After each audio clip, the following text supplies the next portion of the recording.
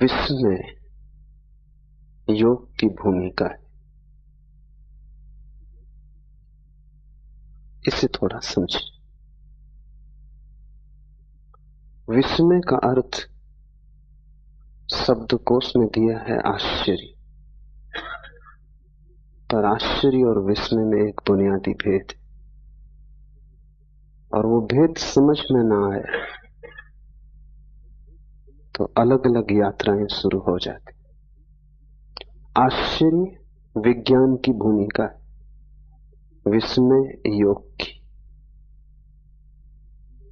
आश्चर्य बहिर्मुखी है, विस्मय अंतर्मुखी। आश्चर्य दूसरे के संबंध में होता है, विस्मय स्वयं के संबंध।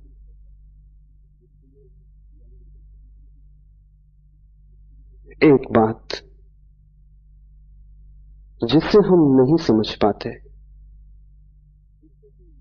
जो हमें अवाक कर जाता है, जिस पर हमारी बुद्धि की पकड़ नहीं बैठती, जो हमसे बड़ा सिद्ध होता है, जिसके सामने हम अनायास ही किम कर्तव्य विमूढ़ हो जाते, जो हमें मिटा जाता है, उससे विस्मय पैदा होता है। लेकिन अगर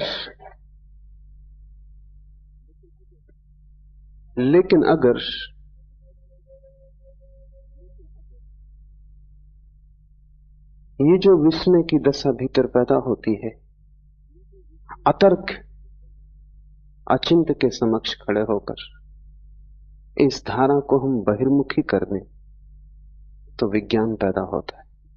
सोचने लगे पदार्थ के संबंध में, विचार करने लगे जगत के संबंध में, खोज करने लगे रहस्य की जो हमारे चारों ओर है, तो विज्ञान का जन्म होता है। विज्ञान आश्चर्य, आश्चर्य का अर्थ है विस्मय बाहर की ओर यात्रा पर निकल गया। और आश्चर्य और विस्मय में यह भी फर्क है कि जिस चीज के प्रति हम आश्चर्यचकित होते हैं, हम आज नहीं कल उस आश्चर्य से परेशान हो जाएंगे, आश्चर्य से तनाव पैदा होगा। इसलिए आश्चर्य को मिटाने की कोशिश होती है। विज्ञान आश्चर्य से पैदा होता है, फिर आश्चर्य को नष्ट करता है, व्याख्या खोजता है, सिद्धांत खोजता है, सूत्र चाबियां खोजता है, और जब तक चैन नहीं लेता, जब तक कि रहस्य मिट ना जाए, जब तक कि ज्ञान हाथ में ना आ जाए, जब तक विज्ञान न कह सके कि हमने समझ लिया, तब तक चैन नहीं। विज्ञान जगत से आश्चर्य को मिटाने में लगा है। अगर विज्ञान सफल हुआ तो दुनिया में ऐसी कोई चीज न रह जाएगी जो आदमी न कह सके कि हम जानते। इसका अर्थ हुआ जगत में कोई परमात्मा न बचेगा, क्योंकि परमात्मा का अर्थ ही यह होता है कि जिसे हम जान भी लें तो भी दावा न किया जा सके कि हम जानते, जो हमारे जानने के बाद भी जानने को शेष रह जाए, जिसे जान जानकर भी हम चुकता न कर पाए, जिसके विस्मय को अंत करने का कोई उपाय नहीं। एक तो ऐसी वस्तुएं हैं जिन्हें हमने जान लिया, उन्हें हम ज्ञात कहें। कुछ ऐसी वस्तुएं हैं जिन्हें हमने जाना नहीं लेकिन जान लेंगे, उन्हें हम अज्ञात कहें। और कुछ ऐसा भी है इस जगत में जिसे हमने जाना भी नहीं है और हम जान भी न पाएंगे, उसे हम अज्ञेय कहें। परमात्मा अज्ञेय है, वो तीसरा तत्व है। विज्ञान इसलिए परमात्मा को स्वीकार नहीं करता, क्योंकि विज्ञान कहता है ऐसा कुछ भी नहीं है जो न जाना जा सके। नहीं जाना होगा हमने अभी तक, हमारे प्रयास कमजोर हैं, लेकिन आज नहीं कल, केवल समय की बात है, हम जान लेंगे। एक दिन जगत पूरा का पूरा जान लिया जाएगा, उसमें अनजाना कुछ भी ना बचेगा। आश्चर्य से पैदा होता है और फिर आश्चर्य की हत्या में लग जाता है। इसलिए विज्ञान को मैं पितृघाती कहता हूं। जिससे पैदा होता है उसे मिटाने में लग जाता है। धर्म बिल्कुल विपरीत है। धर्म भी एक आश्चर्य भाव से पैदा होता है। उस आश्चर्य भाव को शिव सूत्र में विस्मय कहा है। फर्क इतना ही है कि जब किसी स्थिति में आश्चर्य से भर जाता है धार्मिक खोजी, तो वो बाहर की यात्रा पर नहीं जाता, वो स्वयं की यात्रा पर जाता है। जब भी कोई रहस्य उसे घेर लेता है तो वो सोचता है मैं जानूं कि मैं कौन। रहस्य अंतर्मुखी बन जाए, यात्रा खोज भीतर चलने लगे, पदार्थ की तरफ नहीं स्व की तरफ मेरी खोज उन्मुख हो जाए, मेरा संधान पहले उसे जानने में लग जाए कि मैं कौन हूं, तो विस्मय। और दूसरी बात समझ लेनी जरूरी है कि विस्मय कभी भी चुकता नहीं। जितना ही हम जानते हैं उतना ही बढ़ता है। इसलिए विस्मय एक विरोधाभास है, क्योंकि जानने से विस्मय नष्ट होना चाहिए। लेकिन बुद्ध या कृष्ण या शिव या जीसस, उनका विस्मय नष्ट नहीं होता। जिस दिन वे परम ज्ञान को उपलब्ध होते हैं उसी दिन उनका विस्मय भी परम होता है। उस दिन वे ऐसा नहीं कहते हमने सब जान लिया, उस दिन वे ऐसा कहते हैं कि सब जानकर भी सब जानने को शेष रह गया। उपनिषदों ने कहा है पूर्ण से पूर्ण निकाल लिया जाए तो भी पीछे पूर्ण शेष रह जाता है।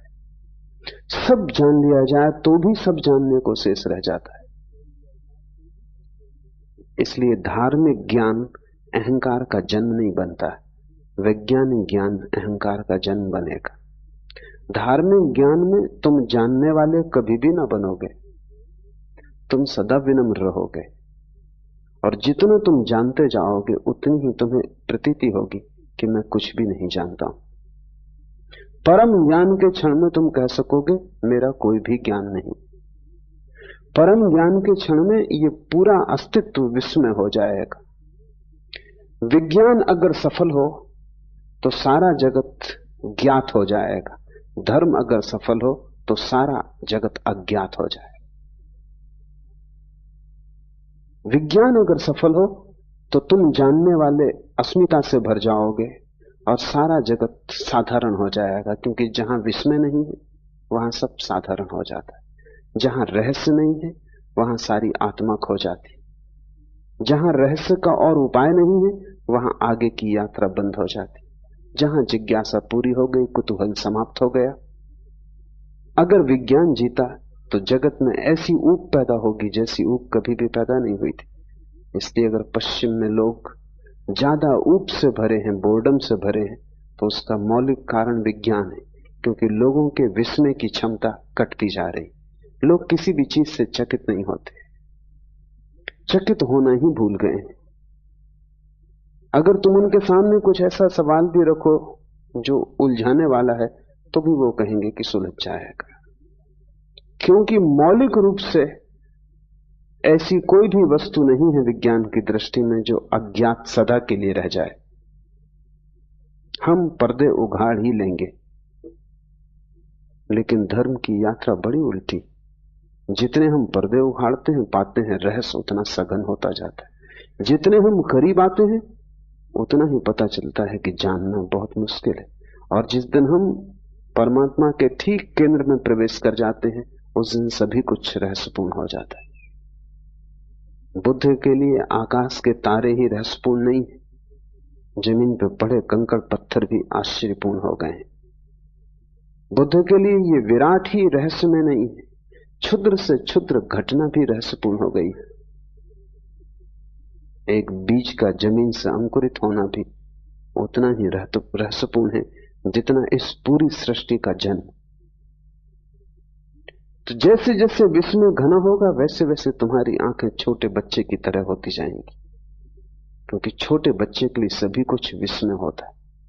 छोटे बच्चे को चलते देखो, वो रास्ते पे जा रहा, हर चीज उसे चौंकाती। एक रंगीन पत्थर उसे कोहिनूर मालूम होता है।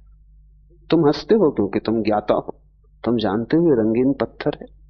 पागल मत हो, ये कोहिनूर नहीं है। लेकिन छोटा बच्चा उस पत्थर को खीसे में रख लेना चाहता है। तुम कहोगे वजन मत ढो, और गंदा पत्थर है, कीचड़ में पड़ा है, फेंक इसे। लेकिन बच्चा उसे पकड़ता है क्योंकि तुम बच्चे को नहीं समझ पा रहे। बच्चे के लिए विस्मय, ये रंगीन पत्थर किसी कोहिनूर से कम कीमती नहीं। कीमत विस्मय की है, पत्थरों की थोड़ी कोई कीमत होती। एक तितली भी उसे इतना सम्मोहित कर लेती है जितना परमात्मा भी तुम्हें मिल जाए तो सम्मोहित नहीं करेगा।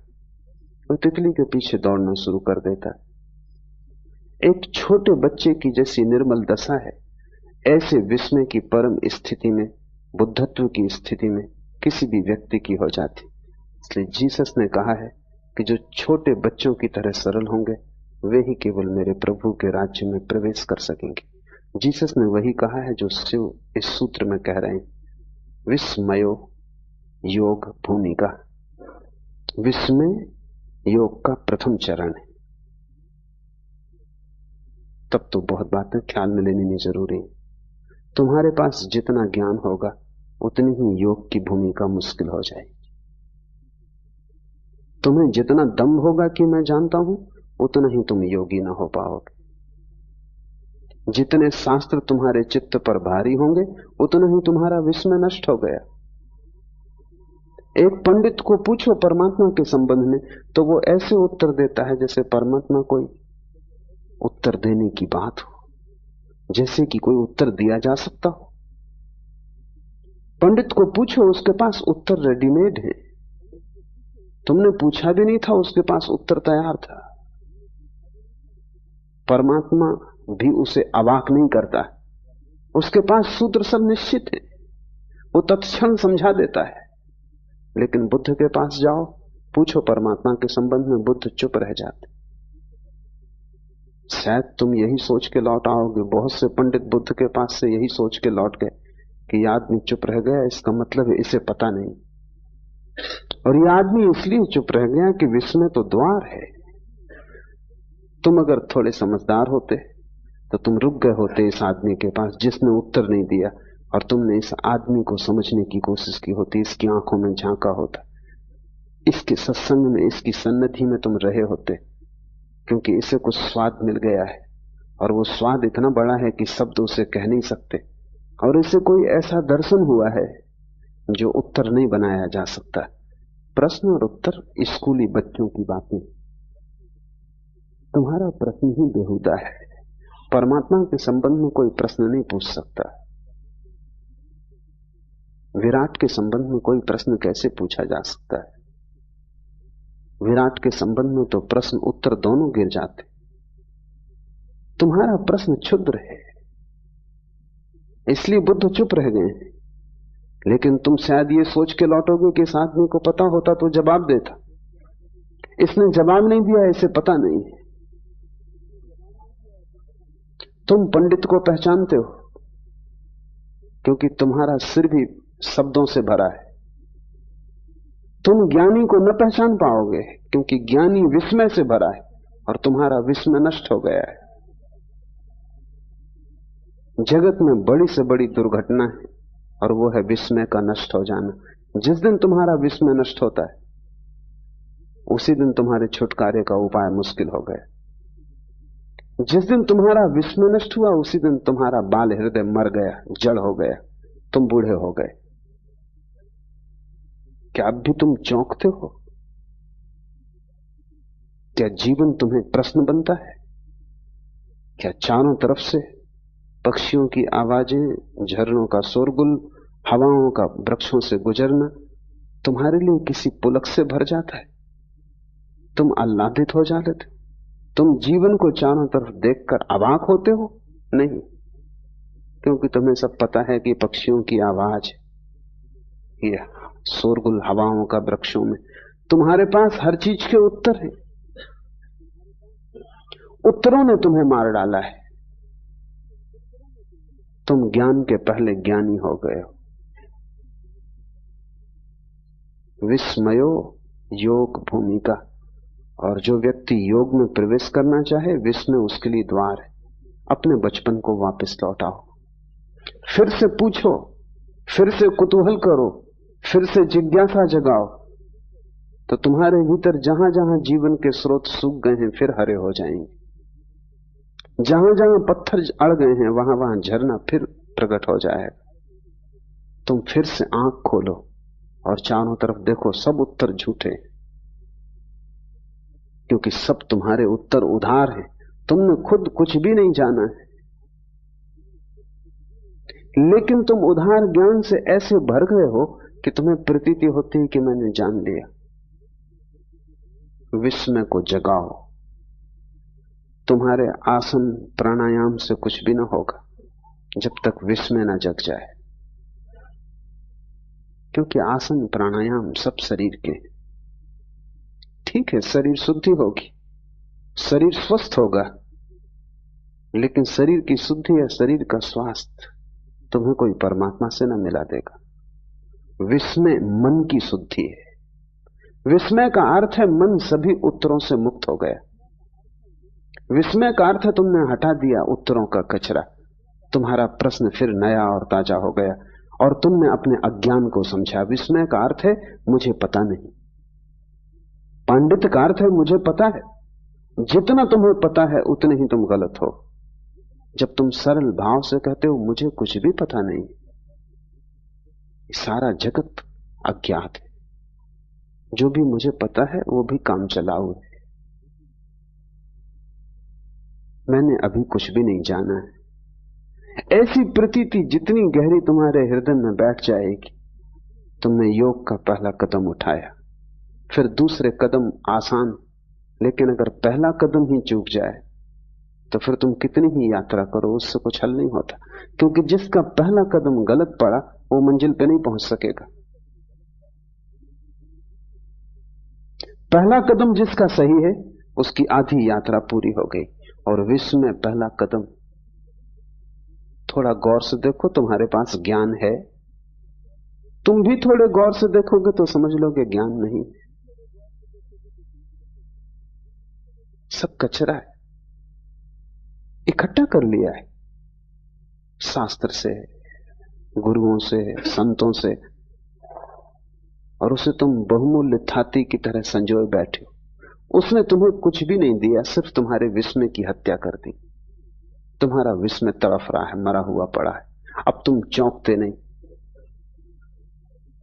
अब तुम्हें कोई भी चीज चौंकाती नहीं। एक ईसाई फकीर हुआ, एक हाट, उसने एक बड़ी अनूठी बात कही। उसने कहा संत वो है जिससे हर चीज चौंकाती, हर चीज, छोटी छोटी घटनाएं जिसे चौंका देती। पानी में पत्थर गिरता है, आवाज होती, लहरें उठती, संत को चौंका देती। ये इतना विस्मयपूर्ण है, इतना रहस्यपूर्ण।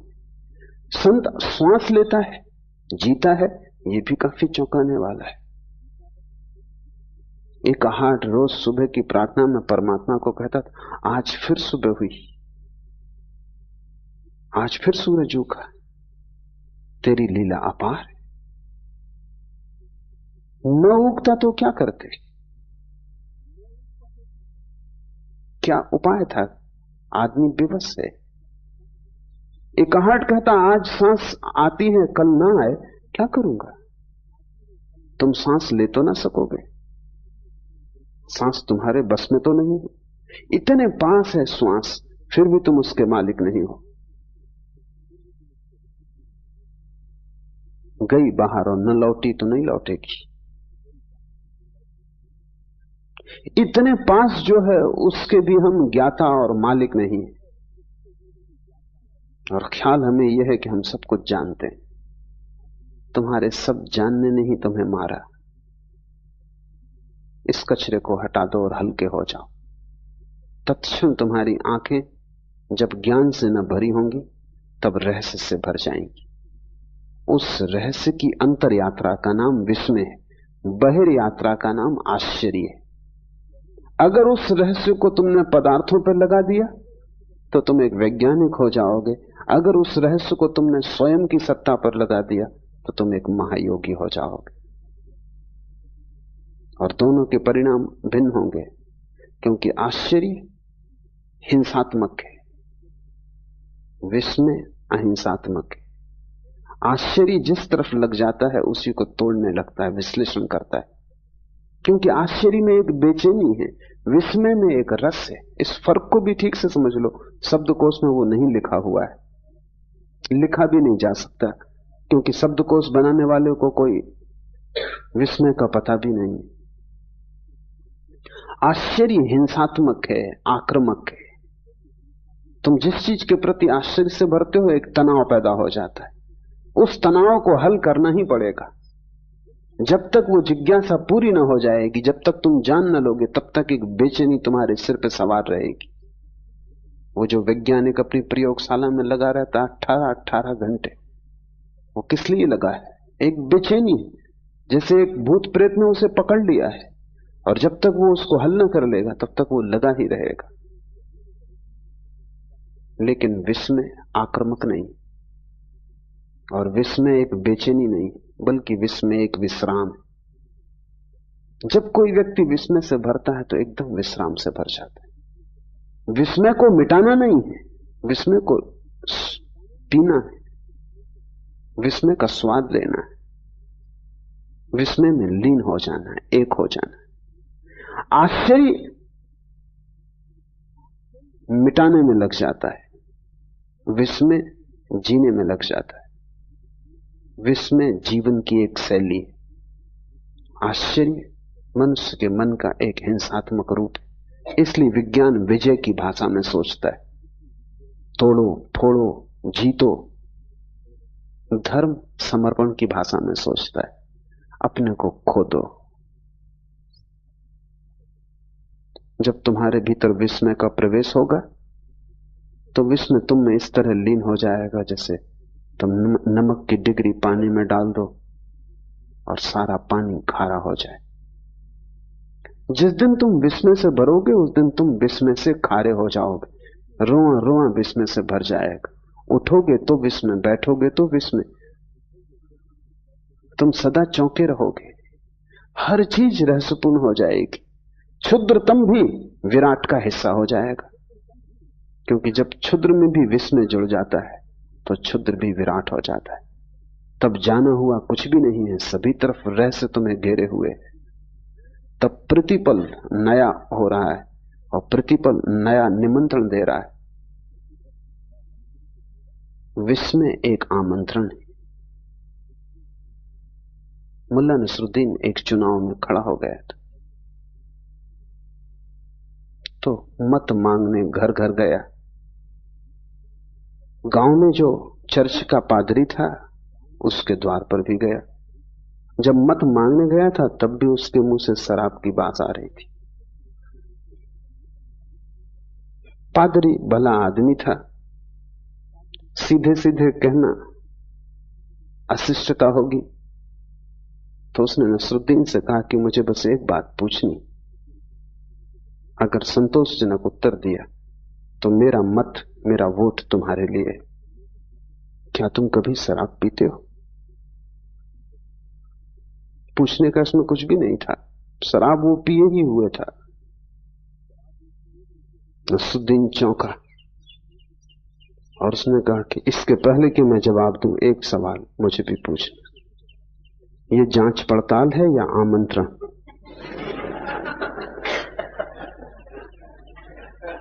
Is this an inquiry or an invitation? आश्चर्य जांच पड़ताल है, विस्मय आमंत्रण। विस्मय एक भीतरी बुलावा है, और जैसे जैसे तुम भीतर प्रवेश करते हो वैसे वैसे डूबते चले जाते हो। एक दिन ऐसा आएगा कि तुम ना बचोगे और विस्मय ही बचेगा। उस दिन परम ज्ञान घट गया। अगर तुमने आश्चर्य किया तो एक दिन ऐसा आएगा कि तुम ही बचोगे और आश्चर्य न बचेगा। ये विज्ञान की निष्पत्ति। अहंकार बचेगा, आश्चर्य नष्ट हो जाएगा। अगर विस्मय की यात्रा पर गए तो तुम नष्ट हो जाओगे, विस्मय बचेगा। रोआ रोआ उसी श्वास से भर जाएगा। तुम्हारा होना ही विस्मयपूर्ण होगा। इसे शिव ने भूमिका कहा योग की। ज्ञान को हटाओ, विस्मय से भरो। और अब कठिन लगेगा शुरू में, क्योंकि तुम्हें ख्याल है कि तुम सब जानते हो। डीएच लॉरेंस एक बड़ा विचारक, कीमती मूल्यवान विचारक हुआ। एक छोटे बच्चे के साथ बगीचे में घूम रहा था। उस छोटे बच्चे ने पूछा, why the trees are green? वृक्ष हरे क्यों? छोटे बच्चे ही ऐसे सवाल पूछ सकते हैं, इतने ताजे सवाल। तुम तो ये सवाल ही नहीं सोच सकते। तुम कहोगे वृक्ष हरे हरे हैं, इसमें पूछना क्या है? ये कोई सवाल है? ये बच्चा मूड है। लेकिन तुम फिर से सोचो, वृक्ष हरे क्यों? तुम्हें सच में उत्तर पता है? शायद तुम में कोई विज्ञान का विद्यार्थी हो तो वो कहेगा क्लोरोफिल के कारण। मगर इससे कोई बच्चे के प्रश्न का हल तो नहीं होता। बच्चा पूछेगा कि वृक्ष में क्लोरोफिल क्यों है? आखिर क्लोरोफिल को वृक्ष में होने की क्या जरूरत है, और आदमी में क्यों नहीं? और क्लोरोफिल कैसे वृक्षों को खोजता रहता है? क्यों का कोई सवाल क्लोरोफिल से होता नहीं हल। विज्ञान जो भी जवाब देता है सब ऐसे ही है। उससे प्रश्न सिर्फ एक सीढ़ी और पीछे हट जाता है बस। अगर तुम जरा समझदार हो तो प्रश्न फिर उठा सकते हो। विज्ञान के पास क्यों का कोई उत्तर नहीं। इसलिए विज्ञान विस्मय को नष्ट कर नहीं सकता, सिर्फ भ्रम पैदा करता है नष्ट करने का। लेकिन डीएच लॉरेंस कोई वैज्ञानिक नहीं था, वो एक कवि था, एक उपन्यासकार था। उसके पास संचेतना थी सौंदर्य की। वो खड़ा हो गया, वो सोचने लगा। उसने बच्चे से कहा कि मौका दो, क्योंकि मुझे खुद ही पता नहीं। तुम्हारे बच्चे ने भी तुमसे कई बार ऐसे सवाल किए होंगे, तुमने कभी कहा कि मुझे पता नहीं? उस अहंकार को चोट लगेगी। हर बाप सोचता उसे पता है। बच्चा पूछता, बाप जवाब देता है। इन्हीं जवाबों के कारण बाप प्रतिष्ठा खोता है बाद में, क्योंकि बच्चे को एक न दिन पता चल जाता है कि पता तुम्हें कुछ भी न था, तुम नाहक ही जवाब देते रहे। जैसा अज्ञानी मैं हूं वैसे ही तुम हो। तुम्हारी उम्र ज्यादा थी, तुम्हारा अज्ञान जरा पुराना था, बस इतनी ही बात थी। लेकिन छोटे बच्चे को तुम जवाब दे दे तो छोटा बच्चा भरोसा करता है, वो मान लेता है कि ठीक है होगा। लेकिन कितने दिन तक मानेगा? डीएच लॉरेंस खड़ा हो गया।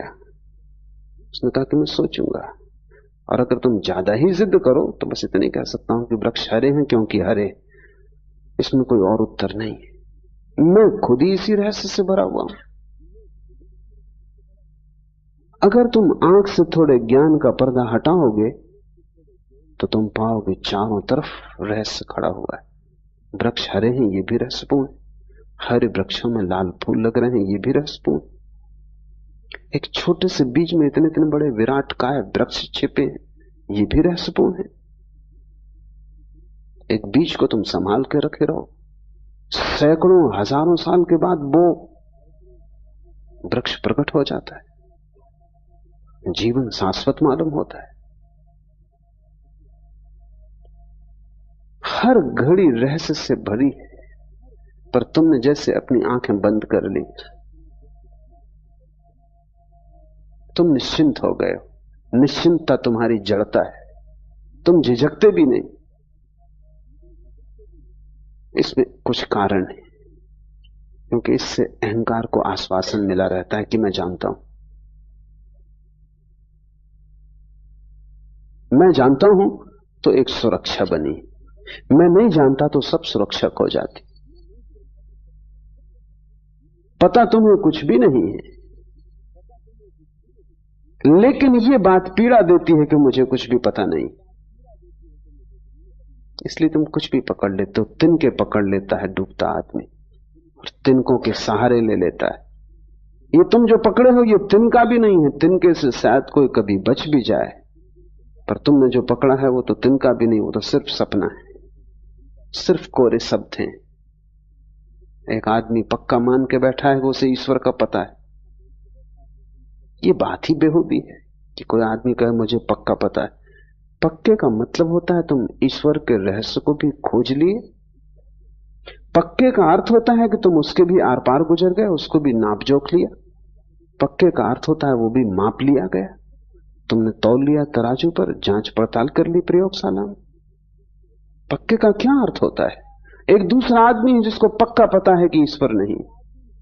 ये दोनों मूढ़ हैं और दोनों की बीमारी एक है। एक अपने को आस्तिक कहता है, एक नास्तिक, पर दोनों में जरा भी फर्क नहीं है। गहरे में दोनों की बीमारी एक है कि दोनों मानते हैं हमें पता है, और दोनों में विवाद खड़ा होता है। ज्ञान से विवाद पैदा होता है, विस्मय से संवाद पैदा होता है।